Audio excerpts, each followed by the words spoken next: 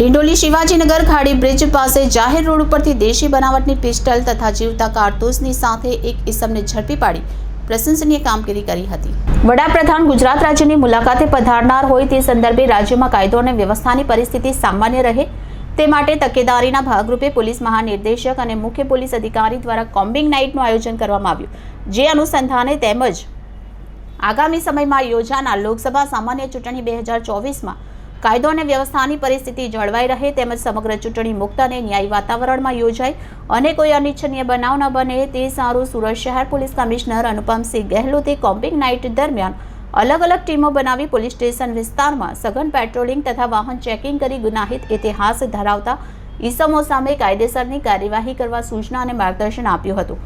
ઉપરી અધિકારીઓની સૂચના અને માર્ગદર્શન હેઠળ ડિંડોલી પોલીસ સ્ટેશનના સિનિયર પોલીસ ઇન્સ્પેક્ટર આર.જે. ચુડાસમા તથા સેકન્ડ પોલીસ ઇન્સ્પેક્ટર એચ.જે. સોલંકીના સીધા સુપરવિઝન હેઠળ સર્વેલન્સ સ્ટાફના પોલીસ માણસોની ટીમ સાથે ડિંડોલી વિસ્તારમાં પેટ્રોલિંગમાં હતા। તે દરમિયાન મળેલ ચોક્કસ બાતમી હકીકતના આધારે ડિંડોલી શિવાજીનગર ખાડી બ્રિજ પાસે જાહેર રોડ ઉપરથી એક ઇસમ મનોજ કિરણ સુખદેવ દાસને દેશી બનાવટની પિસ્તલ નંગ 1 તથા જીવતા કારતૂસ નંગ 2 સાથે ઝડપી પાડી પ્રશંસનીય કામગીરી કરી હતી।